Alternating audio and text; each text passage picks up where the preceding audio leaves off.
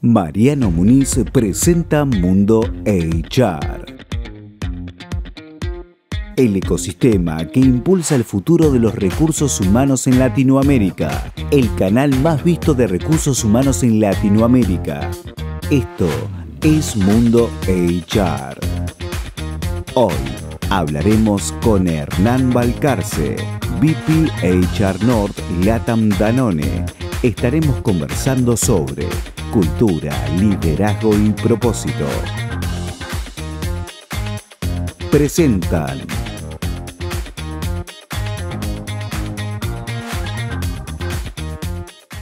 Hola, les damos la bienvenida a un nuevo capítulo de Mundo HR aquí en México, hoy con Antonio López, CEO de Buca. Bienvenido, Antonio, ¿cómo andas? Hola Mariano, muchas gracias por invitarme, muy contento de estar acá contigo. También nos conocemos ya hace más de un año y tenía muchas ganas de poder charlar de este tema que la verdad es muy apasionante, la experiencia del empleado y todo lo que lo rodea. Pero antes de eso, te quiero preguntar por vos, por Antonio. Digo, si yo te pregunto, no sé, a un familiar tuyo, ¿quién es Antonio? ¿Qué me diría? ¿Cómo te define? Fíjate que es una buena pregunta. Yo, lo primero es que me gusta mucho definirme como papá. Y fíjate, ahorita te voy a decir por qué. Tengo dos niños y desde que nacieron cambió completamente mi dinámica profesional incluso, porque empecé a meterme mucho más en balancear mi vida, en tratar de integrarlo más a mi vida. Y eso también hizo un poco que generar el impacto que estoy haciendo ahora en People Experience, ¿no? Cómo traducir que el trabajo de las personas sea más relevante, más significativo para ellos también, pero también que les permita disfrutar de otras cosas de la vida, ¿no? Y ese para mí es un rol importante. No por romantizar el trabajo o hablar de forma romántica del empleo, sino porque puede haber un balance entre que tú tengas un empleo significativo, pero también que te permita hacer otras cosas que son más importantes en la vida. Y también yo creo que para las organizaciones eso es fundamental para que puedan lograr sus objetivos, ¿no? No, otra vez, sin romantizar el trabajo, que teniendo personas que tengan un propósito puedan llegar a buen puerto. Y es ahí donde me gusta meterme en esos temas, pero justo partiendo como de esa definición original de lo que soy, ¿no? El día de hoy me dedico mucho a eso, a mi familia, a mis hijos, y lo pongo eso al servicio de todo lo demás de lo que hago. Muy bueno. ¿Y cómo te vinculas hoy con recursos humanos?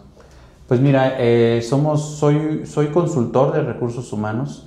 Yo lo veo más como un aliado estratégico, ¿sí?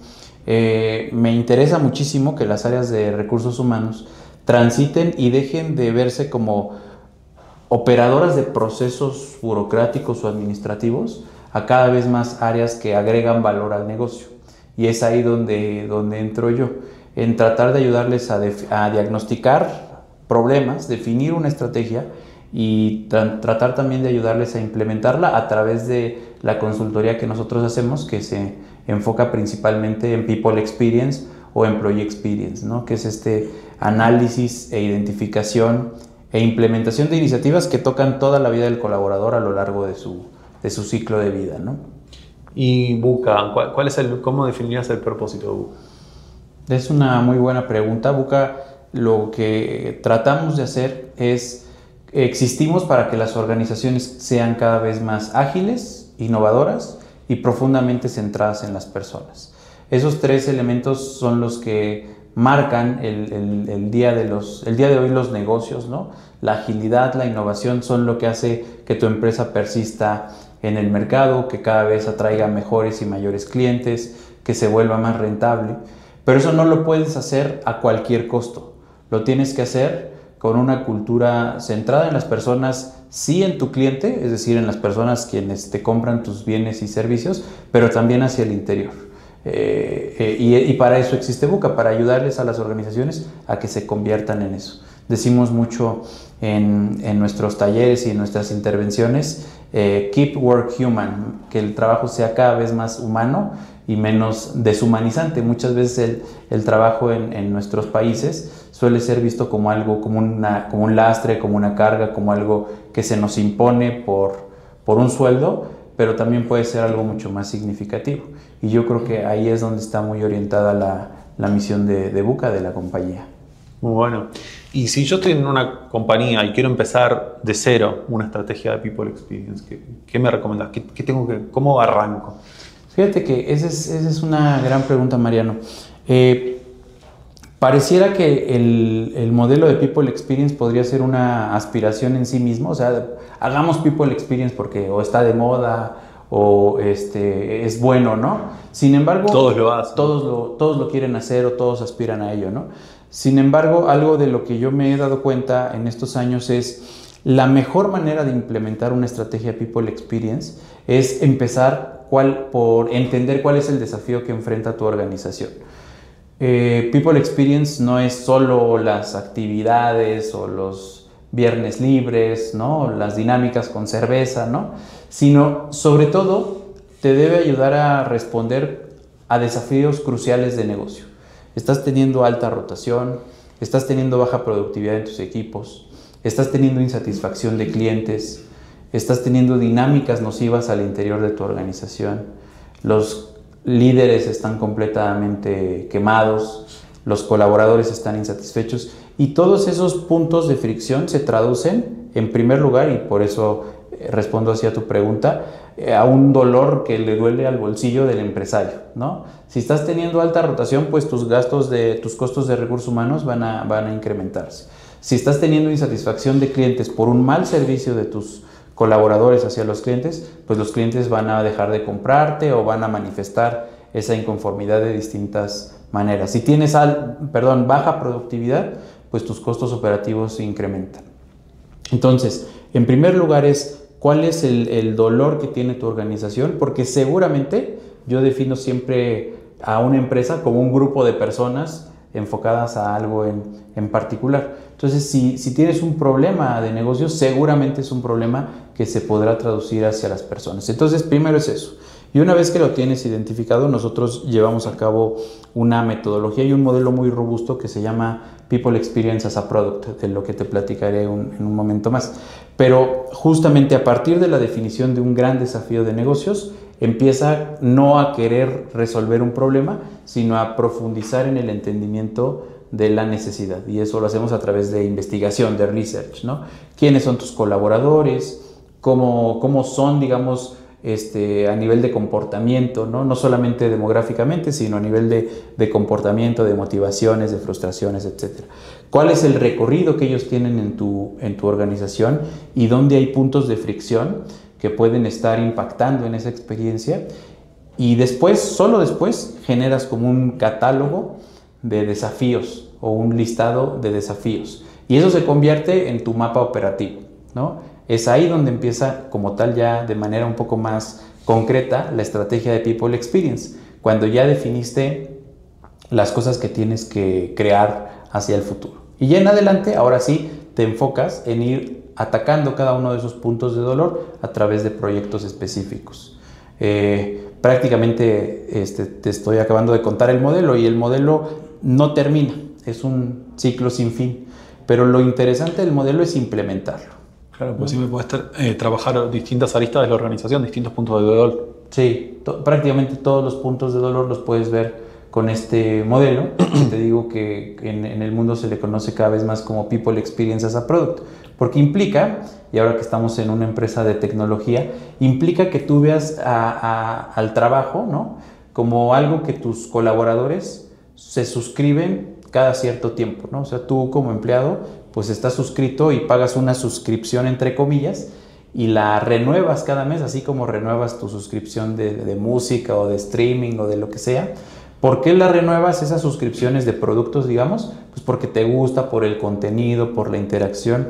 Y detrás de esos están equipos completos que están enfocados en maximizar tu experiencia como usuario. Y por eso es que tú renuevas esa suscripción. Antonio, y te quiero preguntar, porque lo mencionaste al principio, sobre los arquetipos, ¿no? Porque por ahí no todos los que nos están viendo saben qué es un arquetipo. Entonces te quiero preguntar, ¿qué es un arquetipo y cómo se construye? Buenísimo. Fíjate, hay primero que diferenciar como dos niveles de representación. Es un arquetipo y un employee persona, que son los dos conceptos que me gustaría comentarte ahora. Son herramientas de diseño que te sirven para empatizar con un usuario, en este caso con un colaborador, ¿no? Un arquetipo de colaborador te ayudará a empatizar con el colaborador, lo mismo que un employee persona, empleado persona.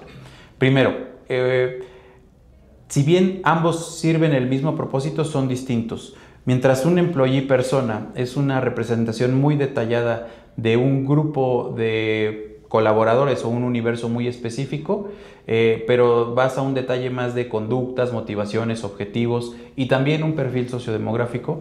Un arquetipo suele ser una representación un poco más genérica que te puede ayudar a tomar mejores decisiones, ¿no? Tal vez más simple, sin entrarle tanto al detalle de un employee persona. El nivel de profundidad es lo que diferencia fundamentalmente al uno del otro, ¿no?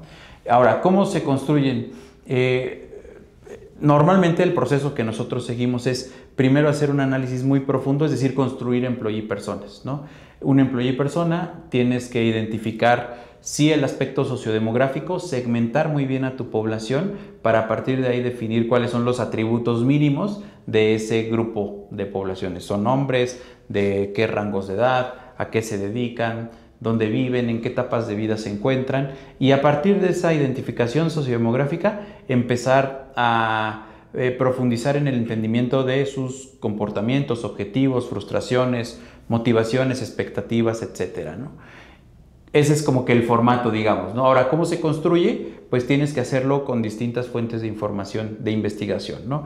Desde focus groups, en donde reúnas a un grupo de personas y empieces a plantear algunas reactivos o preguntas para que ellos te vayan dando respuestas. La misma observación de la gente, ¿no? Por ejemplo, sales a la oficina y ves cómo se comportan tus compañeros y eso te permite ir trazando algunos parámetros de tu employee persona, o incluso entrevistas y encuestas que pueden ser un poco más cuantitativas si lo quieres ver así, pero que te ayudan a calibrar algunos aspectos, ¿no? Supongamos que en un focus group o en un taller de co-creación no hay claridad sobre cuáles son sus expectativas. Pues tal vez lanzar una encuesta a un grupo más amplio te permite calibrar en qué orden está, cuál es la expectativa 1, 2 y 3. Bueno, así se van construyendo. Es importante que sepas que son siempre trabajos en proceso. O sea, nunca vas a tener un employee persona al 100% y todo el tiempo deberíamos estar aspirando a revisarlos. ¿Por qué? Porque es con esas herramientas con las que verdaderamente podemos empatizar y ver qué estrategias, qué iniciativas le puedes ofrecer a un grupo de colaboradores. Ahora, de ese grupo puede ser muy amplio porque no necesariamente toda la gente va a estar identificada en una employee persona. Te cuento, por ejemplo, el año pasado diseñamos un proyecto donde resultaron 20 y tantos employee personas. Y eso se vuelve difícil de manejar, porque sobre todo áreas de recursos humanos que tal vez no estamos tan adecuadas a trabajar bajo esos esquemas, pues entonces se empieza a volver confuso, ¿no? Y aunque, digamos, a nivel de metodología esto es muy puro o muy buen trabajo, digámoslo, a nivel de accionable, pues se vuelve complicado. Oye, ¿era para esta persona o para este o para este? Que tal vez en la práctica los tres tienen el mismo conjunto de comportamientos. Y es ahí donde entran los arquetipos. Los arquetipos nos ayudan a agrupar estos elementos y poder generar estrategias que sean más accionables. No es lo mismo, o no fue lo mismo en este caso, tener 20 y tantos employee personas muy bien definidos, muy bien elaborados, que trabajar con un equipo de 6 arquetipos, por ejemplo, en donde pudiste definir en primer lugar una división entre hombres, mujeres, en segundo una división por grupo jerárquico y en tercer lugar una división por perfiles operativos y perfiles corporativos. Eso es mucho más manejable y responde, o más bien viene, de este análisis tan profundo de los employee personas. Entonces, primero es profundizar con una intención muy fuerte en aprender, en conocer al colaborador, y después es ir agrupando de manera que se vuelvan cosas con las que puedas verdaderamente trabajar. Si no, esto se vuelve poco accionable, muy purista, muy satisfactorio intelectualmente, si lo quieres ver así, pero no muy accionable ya en la práctica, ¿no? Y ese es como que un aprendizaje y una recomendación que doy siempre. Tratemos de agrupar.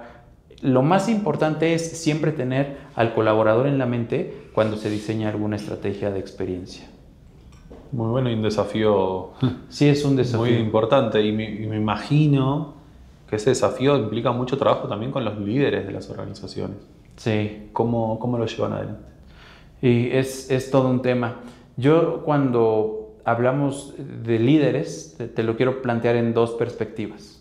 La primera de ellas es como líder del negocio o líderes de negocio. Normalmente líderes de unidades, digamos, sustantivas de negocio Siempre piensan en términos, porque así tendría que ser, en términos de retorno, de rentabilidad, de abatir costos, de ser más eficientes, ¿no? De ser más productivos. Y entonces ahí lo primero que tienes que trabajar es siempre empezar, como te decía hace un momento, con el problema de negocio. ¿Qué problema de negocio quieres resolver? ¿Cómo le vas a impactar o a la rentabilidad o a la disminución de costos o al elevar la productividad, ¿no? Cosas que realmente se traduzcan a la estrategia de tu negocio. Si tú empiezas con una estrategia de experiencia que habla, digamos, desde la buena hondez, permíteme el término, de aquí todos van a ser felices o se la van a pasar bien, el líder de negocio tal vez no te la compre del todo porque él no tiene en la cabeza esas ideas, no tiene en la cabeza esto cómo me va a impactar en el P&L o cómo me va a impactar en el incremento de satisfacción de mis clientes, ¿no? Cosas que hacen mucha más lógica al negocio. Entonces siempre traducir y conectar una estrategia de People Experience a algo del negocio ya te pone un pie adentro de la habitación porque van a empezar a escucharlo con un poco más de interés, ¿no? Eso es lo primero. Lo segundo, y dentro de esta misma lógica, te hablaba de dos lógicas, es que sean cosas accionables, ¿no? Muchas veces tratamos estrategias de experiencia con o bien programas o bien inversiones muy fuertes que de repente dices, pues esto no hace lógica en una empresa que tiene problemas o de liquidez o de financiamiento, vaya, cosas que no pueden aplicarse al interior, ¿no? Tal vez lo viste que lo hizo Google o que lo hizo Mercado Libre o Amazon, pero que al interior de tu empresa pues no tendría, con la cultura. No hay ni un match cultural ni un match con el modelo de negocios, ¿no? Un ejemplo típico es los esquemas híbridos o flexibles de trabajo, ¿no? Tal vez en empresas de tecnología o que tienen ciertos niveles o perfiles de talento hace mucho sentido, pero tal vez en empresas de servicio directo al cliente o muy operativas, pues no hace ningún sentido, ¿no? Solo por poner un ejemplo. Y luego viene otra dimensión que a mí me parece más profunda y es la de los líderes como habilitadores de experiencia, un poco atendiendo tu pregunta de cómo lo gestionamos con los líderes. En primer lugar, el líder es un actor clave súper importante en el modelo de experiencia. Muchos proyectos con los que nosotros hemos podido colaborar se caen porque no tomamos en cuenta la perspectiva del líder, ¿no? Por ejemplo, decimos, vamos a flexibilizar horarios o vamos a habilitar algunas herramientas de bienestar. Pero ¿qué pasa? Que tal vez esas herramientas de bienestar requerirían un acompañamiento o una formación o sensibilización de los líderes. Y cuando no lo haces así y te quieres ir tú directo hacia el colaborador, el líder va a oponer de manera natural una resistencia. O bien porque, imagínate, un modelo de flexibilización de horarios que le parte la operación de un equipo, sí, o que interrumpe el logro de objetivos o que no merma la productividad, pues claro que un líder que es responsable de los resultados de un equipo pues va a sentirse desafiado y obviamente y de forma muy natural opondrá una resistencia.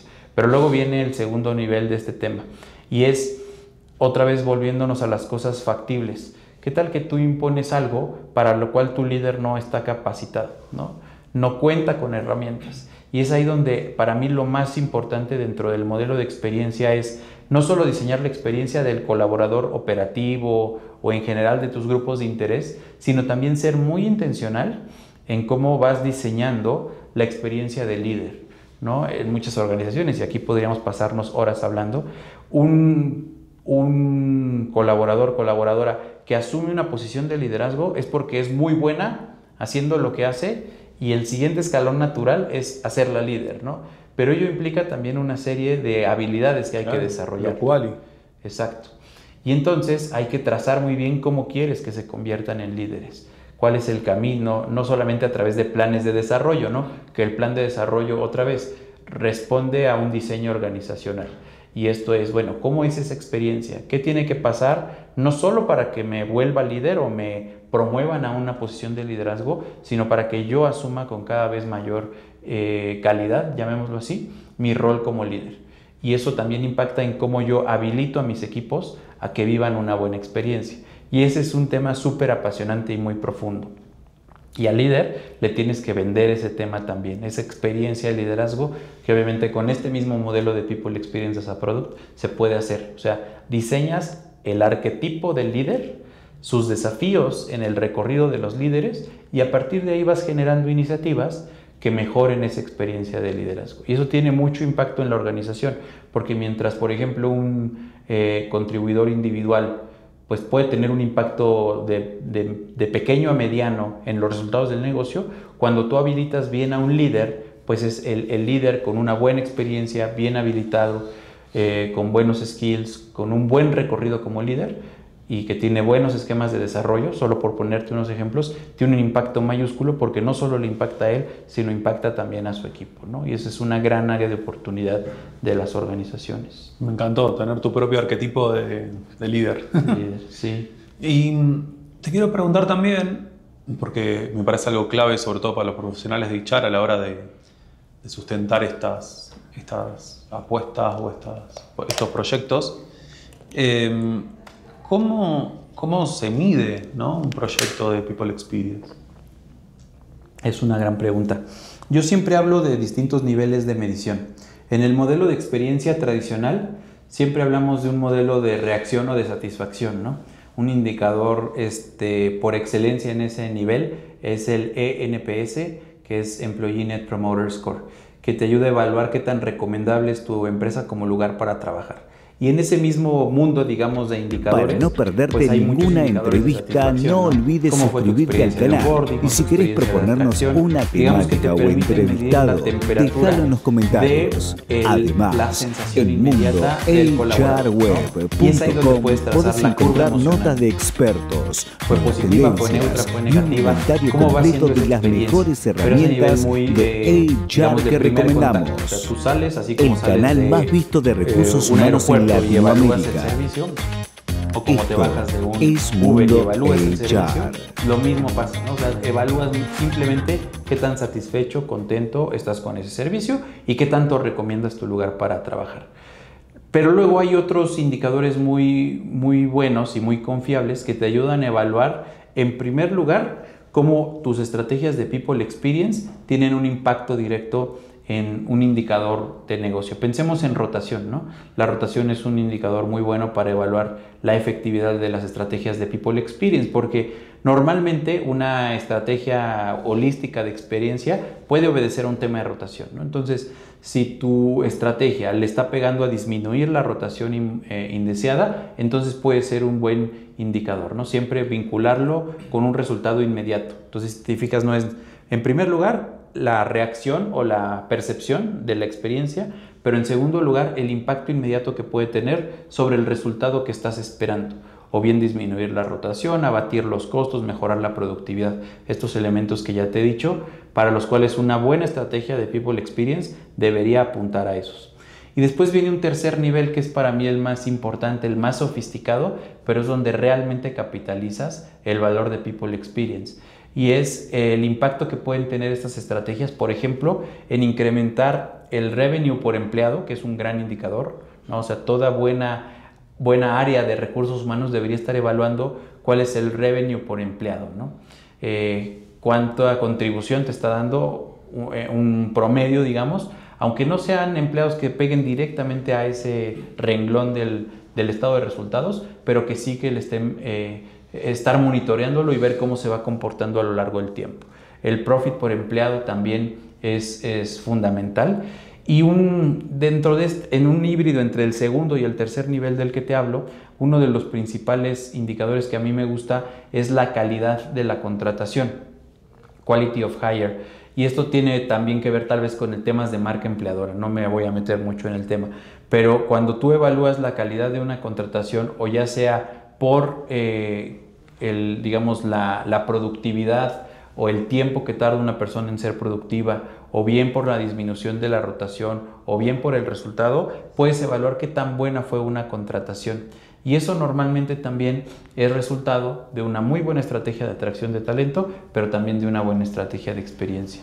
Hay un montón de indicadores, pero para mí esos son fundamentales, y me regresaría a lo que te dije al inicio. O sea, una estrategia de experiencia no debe solamente conformarse con el indicador de satisfacción, que es muy bueno y te va a ayudar a decir cómo vas, pero tiene que llegar hasta un indicador de resultados, un indicador que realmente aporte más valor al negocio.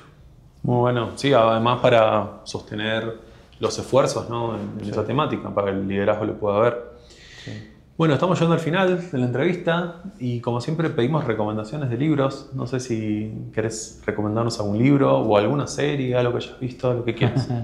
Bueno, sí, a mí me gusta mucho leer. Primero te diría, hay 3 libros y uno que estoy leyendo, pero los 3 que más me gustan en este tema es, el primero se llama Creative Confidence o Confianza Creativa, de los fundadores de IDEO, que es de esta consultora de Design Thinking, yo digo la más importante del mundo, y que nos habla de varios casos y de cómo fueron ellos construyendo su metodología de trabajo y cómo eso posteriormente se volvería pues la mecánica de trabajo de muchas organizaciones que se enfocan en el diseño centrado en la persona, ¿no? Siempre otra vez con un impacto al negocio, ¿no? Es un libro que sobre todo a las personas de recursos humanos les recomiendo mucho que lean para que entiendan justo este valor del negocio y cómo una metodología como design puede sumar a su operación diaria. El segundo libro que leí hace tiempo, pero que también es importante en el modelo de experiencia, se llama The Power of Moments y es de los hermanos Chip y Dan Heath, que son los que escribieron Switch, han hecho un montón de libros bestsellers. Y en este libro en particular plantean cómo los momentos importan, cómo las experiencias forjan organizaciones, forjan comunidades y la importancia de ser muy intencionales en diseñar dichos momentos, en calificarlas, en evaluarlas y en cómo te hagan sentir tiene un impacto profundo en tu vida en general, particularmente en el trabajo, ¿no? Y el tercer libro que leí apenas el año pasado, finales, se llama Built for People. Es de una chica que se llama Jessica Swan. Es un libro relativamente nuevo que habla precisamente del modelo de People Experience as a Product y cómo este modelo de suscripción, lo que acabo de contarte, está muy retratado en ese libro. La verdad es que Jessica Swan ha liderado o estado a la vanguardia de la implementación de este modelo, sobre todo en startups de tecnología, yo diría a nivel mundial, y cuenta un poco la historia, ¿no? People Experience as a Product, digamos que recoge un entendimiento fuerte de estrategia, después metodologías de diseño para co-crear las iniciativas y luego sobre todo un espíritu muy ágil para implementar e ir iterando esas iniciativas a lo largo del tiempo. Entonces esos 3 libros son fundamentales para entender el tema de People Experience. Bueno, buenísimas las recomendaciones de libros, todos anotando. Y para cerrar, siempre hacemos un juego de cartas. La idea es que puedas elegir una carta que tiene una pregunta y que el azar determine qué pregunta te toca. ¿Estás preparado? Sí, sí. Tenemos todas las cartas, puedes elegir la que quieras. Ahí está. ¿Crees que todos tenemos un propósito? ¿Cuál es el tuyo? Hijo, esta sí está muy profunda. La verdad es que sí, yo sí he reflexionado mucho. Creo que sí todos tenemos un propósito, pero el chiste es irlo encontrando. No creo que sea algo innato, ¿no? Y uno lo va forjando mientras lo busca. Otro libro que no voy a recomendar ya, pero es el de El obstáculo es el camino, de Ryan Holiday. Y algo que me queda mucho de ese libro es que justo los obstáculos también van forjando ese propósito, a qué aspiras, ¿no?